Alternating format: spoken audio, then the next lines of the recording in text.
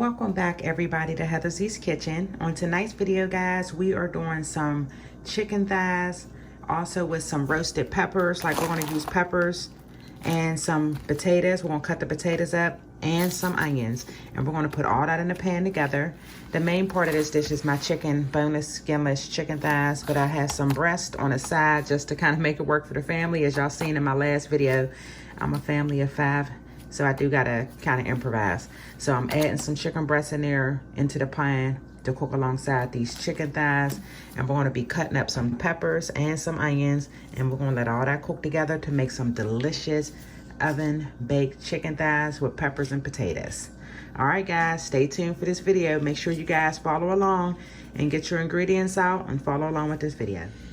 All right, guys, so we're gonna go ahead and get this chicken cleaned and rinsed. Since everything is pretty much all natural, no hormones or anything, I'm just gonna do a light vinegar wash on here just to kind of clean off the slime. And then we're gonna get into seasoning and prepping this chicken, guys.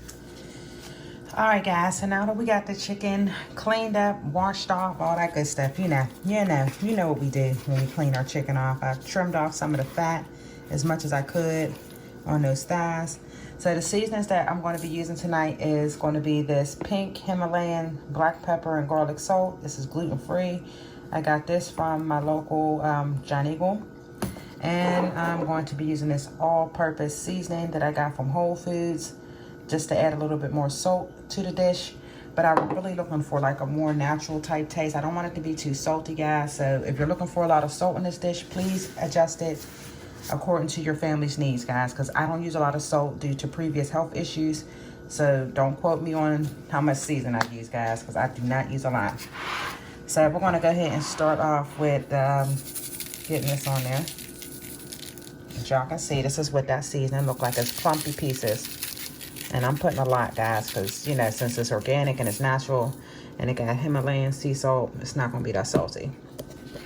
And then we're going to have this all-purpose seasoning there, guys. This is what I'm going to season it with next. I'm going to sprinkle a real good generous amount on there for this.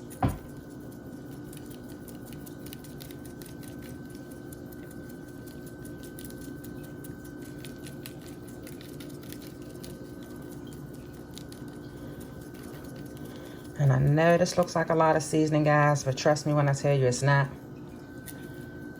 It's definitely not. And then we're going to top that off with some olive oil in there, just so the seasonings can stick in them. And then y'all know how I like my extra virgin olive oil. We're going to go ahead and pour that in. As y'all can see, it's organic, extra virgin olive oil. I just pour this in to help my seasonings bind onto my chicken, and the olive oil just gives it a really good taste. So this is why I use my olive oil. All right, so we're not gonna put that much in, guys, just a few drops here.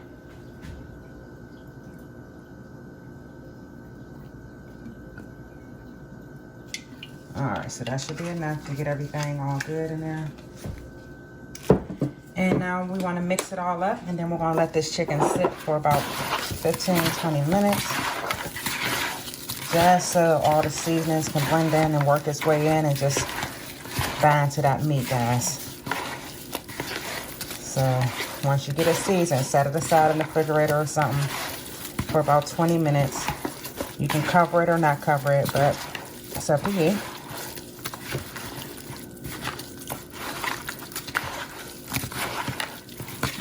This is going to be real flavorful, guys.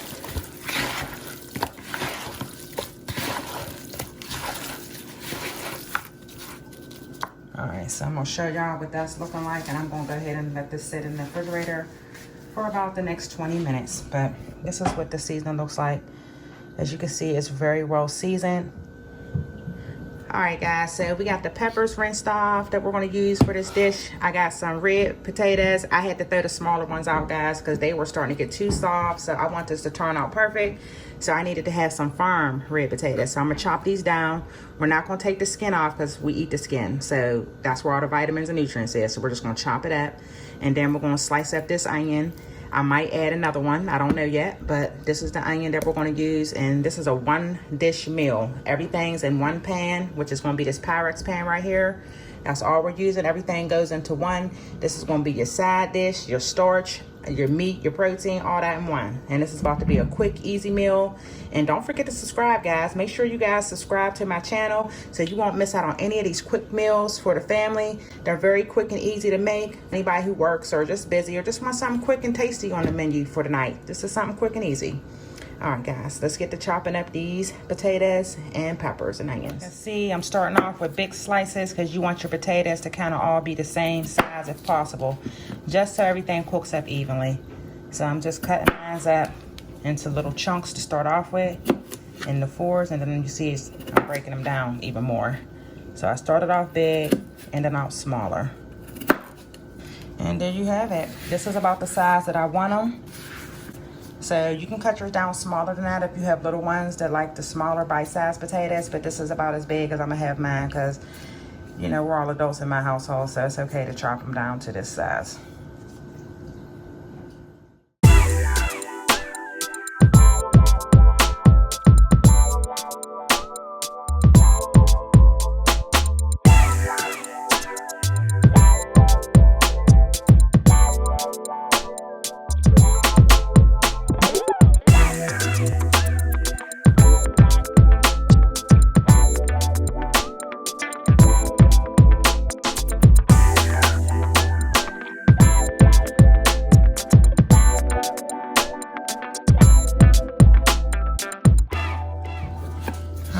We're gonna go ahead and get the pepper chopped up. You can make these as big or as small as you want.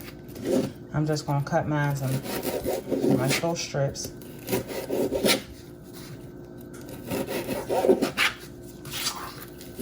Y'all can see they still frozen, but you know what? These are peppers, guys, so it's okay. It'll add a little juice, or shall I say liquid, to my dish as it thaws out, as it cooks.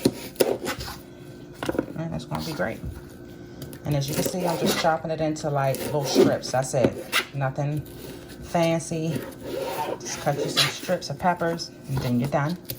Onion taken care of. A little rough cut. It's not nothing chefish.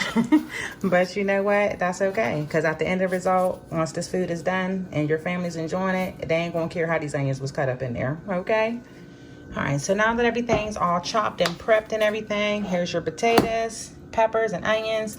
We're gonna throw all this in a bowl right now, and I'm gonna throw a little bit of my Morton seasoning on there, which I know is my staple. I love to use my Morton seasoning, guys. I'm a huge supporter of the Morton seasoning. It definitely helps out a lot to keep it nice and simple for me. So I'm just gonna throw all this up in there, and I could be using a bigger bowl. I know, guys. Like, again, don't judge me. Don't judge me. You don't even need a lot. Them peppers is up in there doing what it do. I'm gonna put a little olive oil up in there as well. Let me just shake this up just like this. Nice little shake.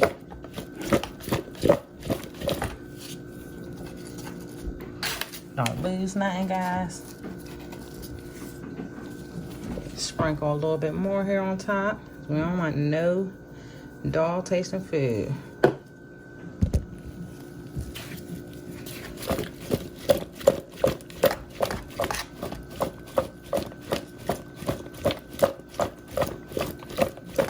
Yep, just stir it on up.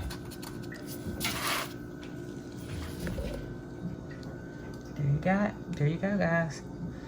And this will be a good crock pot meal too.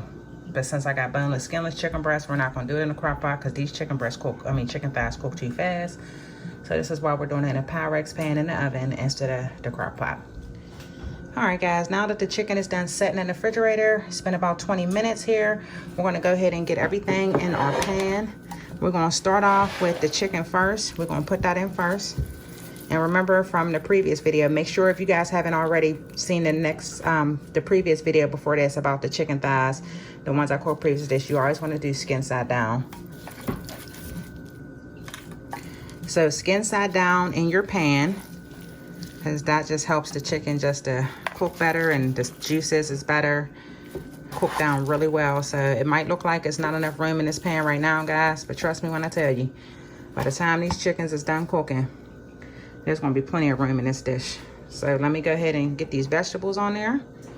And then we're gonna pop this thing in the oven for about 45 minutes to an hour and let them cook. And then we're gonna be done. All right, so now we're gonna go ahead and put our veggies on here. You know, just lay them all on top. This is about to be delicious. So just lay them all on top. You can spread them out if you want to. If not, you can leave it just like that, but I'm gonna spread mine around a little bit. All right, so now that we got this all in the pan, you wanna go ahead and just spread it out some. I know it looks all thick on there, but just spread it out.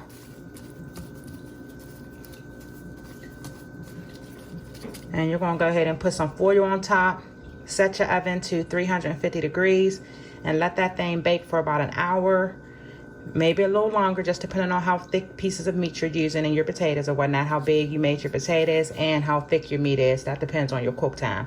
But for me, I'm putting mine on for about 45 minutes to an hour to let all this cook up in there. And then I will be back to show y'all my end result.